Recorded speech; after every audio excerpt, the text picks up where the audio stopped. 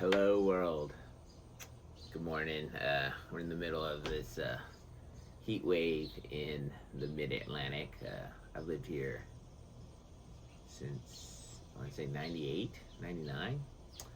And yeah, we've never gotten weather like this. Typically, coming up on the 4th, it gets pretty nasty. And this year it's at next levels.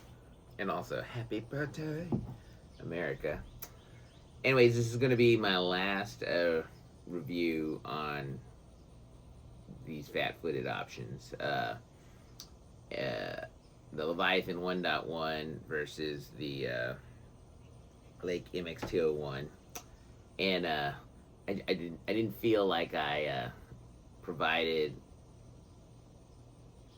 enough information to help folks in the same situation make per se the best decision. And I also needed to play around with this shoe more, uh, to like give it a fair assessment. So, I mean, there is no easy right answer. I think if you're closer to the MTB mountain biking spectrum, these may be your best option.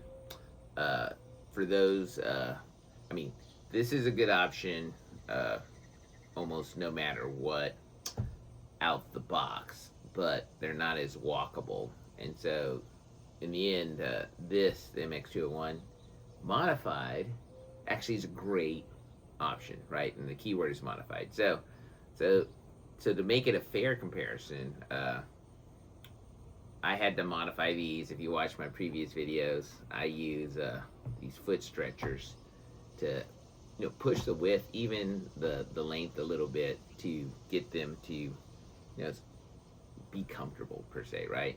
So this is a 46 in Strong Foot Athletics, and this is a 45. And given the material here, I didn't use a heat gun per se. What I did, I used the sun treatment. Is I put the shoe out in the sun, for 30 minutes or someplace really warm, and then I throw in the stretcher and then just crank it out, let it sit. It's a gentler way to do it, and if if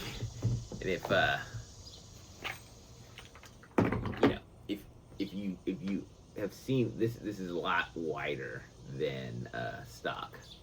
And so, what in the end, what you get is a comparable width of out of the box Leviathans, and that really it gives the foot, if this was my foot, the full splay and great comfort. So the comparison is with the Lake modified per my fat foot treatment. Another key thing, if you watch my last video, and thanks to someone, I was gonna I mentioned in the video I was gonna experiment this, and then they also was. If you look at the relative clip placement, when I had the clips higher up to the front, which there's a great, I'll post it in the comments, GCN review of like what's the difference. So you get a more punchy feel. You get to, your calves are more engaged when the cleat is higher up. So like sprinting, powering up a climb, it has a different feel. It's more familiar because you're using your calves or whatnot a lot more. But I guess general cycling science says the further back the better. But you definitely use more of your leg. And so with the clip forward, the shoe hurt, at long distance, like under my right under the base of my forefoot. So it was not comfortable in the long term. But moving it to the back, you can't go all the way back. You need to make sure there's enough room with SPD type pedals. It's been pretty comfortable, because it's softer. It's not like a hard, immovable like carbon base. You could feel it, but actually the shoe is that issue goes away, uh, and you get the walkability. So that's the big advantage. So modified, clip closer to the rear for me. this shoe works, and I'm actually gonna do you know bigger rides with this. Anything gravel like messy, or I'm getting on and off the bike a lot. I mean, I'm gonna run this shoe. I mean, that's the bottom line. Uh, Later this year, on my out the door rides from my house, a lot of paved, like predictable trail conditions. It's mostly paved. I guess I call it just trail riding on my gravel bike. I actually used to ride a road bike. I just like go to one bike, one bike system, same gear. I just like that. So I just, one bike only. Don't need a custom road or whatever. I'm gonna wear these because it's rails to trail system in the DC metro area. Not per se a lot of walking. It's pretty predictable. But these are just really comfortable on the bike, and I get to wear the cleat. Uh, kind of where I like it. It just feels more responsive or whatnot in general. And and I also like the one thing, the dorsiflexion we talked about, how they have a foot shape that goes up. I think for me, the on longer time, it's just your foot's just more comfortable. You're not playing with the foot or whatnot. The super stiff sole, the advantage is you could put it. I tried this either direction, more mid foot and forward. It's like the because it's so stiff, and I think it was predominantly defined made by a road racer, right, a cyclist. Yeah, you can do it whatever you want. It generally the shoe feels pretty comfortable because your foot's just sitting flat. The trade off is literally the walking. You're getting off the bike, the minimal zero flexion. This shoe really sucks to walk on, but it's better than the 1.0. So yeah, out the door, roadish, more like riding, predictable conditions. Uh, you know, I like these, and that's what I'm gonna wear. They're just more comfortable in the long term, all out the box, in my opinion. One of the bigger downsides is that I do have to tighten. If they upgraded from their BOA system, this is the actual BOA, but even though it has two, it doesn't lock the foot in as nice as what the Lake has. So I do in the ride, I'll play with these a little more, so these are comfortable. So yeah, that's the biggest difference for me. A 45 modified, cleats placed mid foot for the unpredictable terrain of mountain biking and gnarlier gravel adventures. I'm going with these. And if something changes, maybe I'm not use YouTube Shorts. I'll post something in that regard. Uh, yeah, because they just have that versatility of if I have to be on my feet and walk, they work really well at that. And then for the bumpier, gnarlier type of cycling on a gravel bike, the predictable retention of the actual BOA system. I mean, it is much better. So, and I think that the heel snugness of this, and that might be because of the dorsiflexion. These are nice on this part. It just feels snugger on the back of your foot, and no wiggle or nothing in the heel. So, gravel, MTB, these are my go-tos. And again, another, again, modified. I'm actually putting clips back on my mountain bike. I'm excited to do that because of these shoes. I now have a wide-footed option, so that I can just predictably keep it on my mountain bike and definitely on my gravel bike all the time. So I'm really excited and happy about that. Now, it's stressful, like because of the expense and cost, right? It's really I can I'm fortunate in I'm married. Both of us work. We tend to, I prioritize. I've not moved in XYZ. I pretty much don't have any other hobby than just fitness. I barely drink at my age. So it's like, I mean, it's not like there's no such thing as extra money, but I use my discretionary money for my health and wellness. And so yeah, like, making this expenses is worth it, but it is definitely stressful because these are very expensive shoes. They're well both over 250, approaching 300. Uh, and the trial and error with the Leviathans, like, the 1.0s I bought at 46, they were too loose, and it's like I haven't sold those yet. Yeah, it sucks. These are expensive experiments. So, anyways, and I have a fairly wide foot, and I've laid that out. So, for predominantly road, trail, paved rides, uh, you know, I'm happy to have this option, and I will be wearing my Leviathan 1.1s for that. For like true gravel ringing, where rutted roads, chunk, all that stuff, and mountain biking.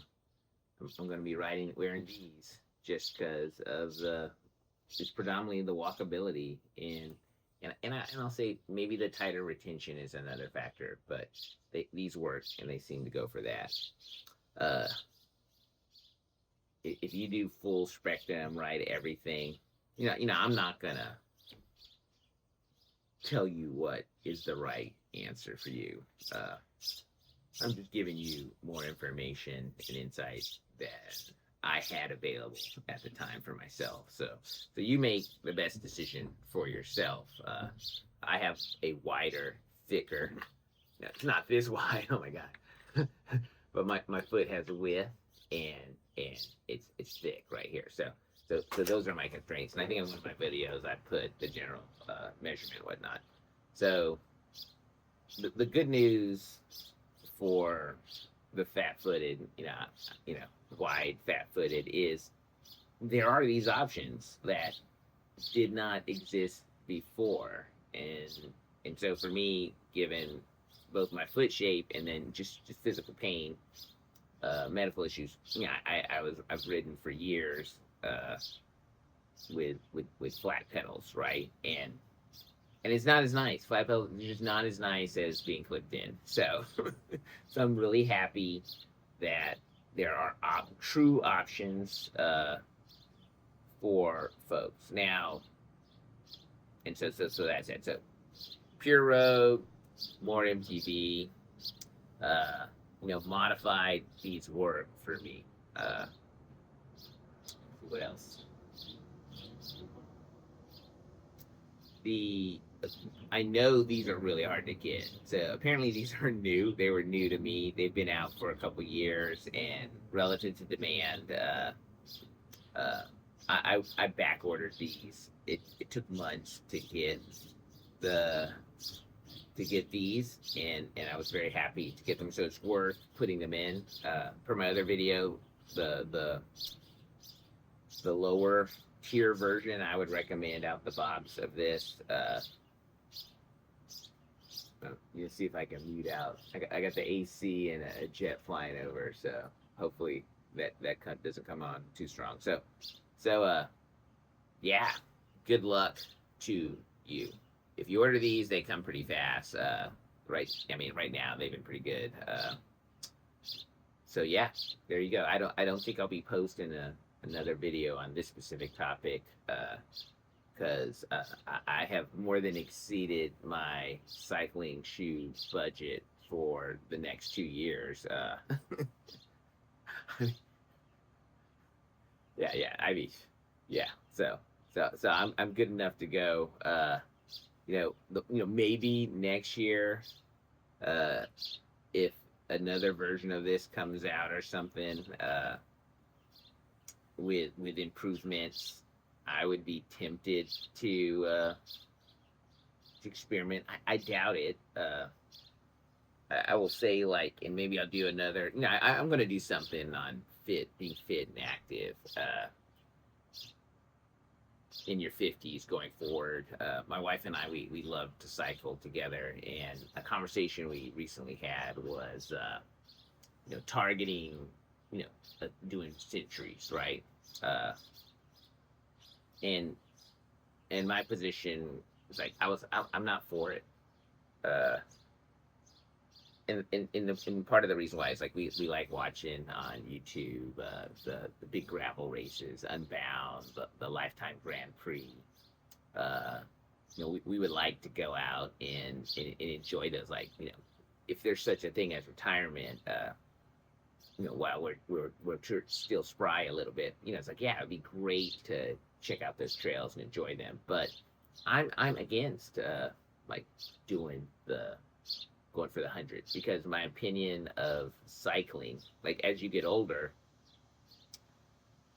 I mean, the value of cycling is the low impact maintenance of, for your VO2 max, cardiorespiratory health. Like that's the big thing. You can get an hour, 2 hours plus zone two, like great cardiorespiratory uh, fitness without like, beating up your joints and all that kind of good stuff, right?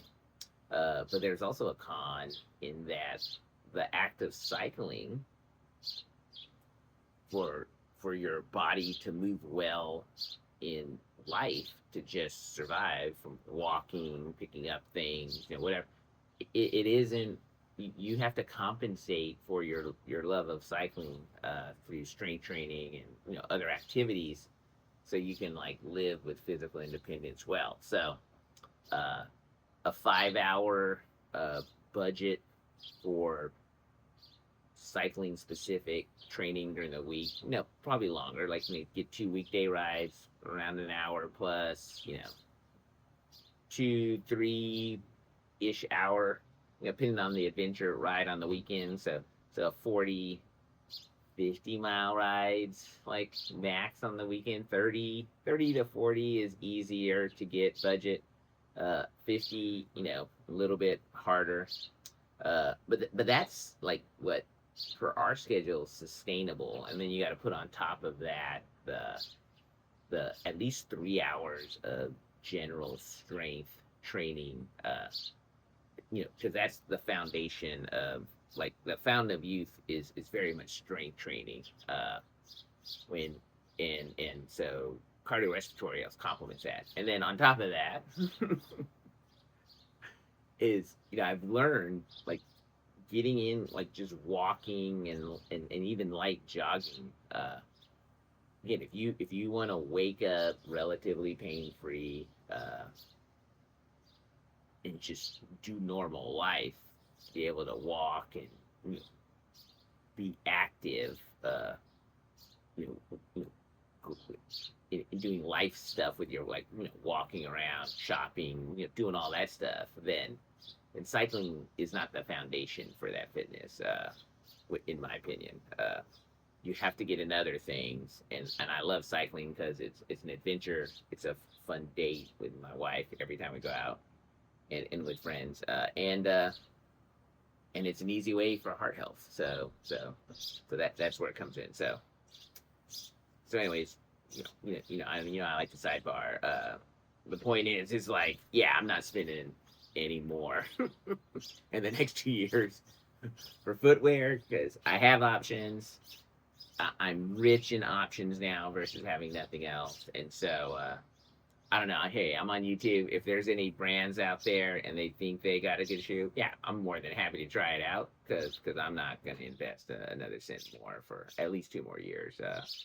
And we'll see what's out there. So, anyways, I hope that answers your questions. Uh, you're going, unless you have one of these shoes available locally, you're going to have to invest in your success. If you're in the DC metro area, I got a size 46 of the 1.0s, half off. Lessen your investment in success. So, anyways, good luck to you. Happy birthday, America. out.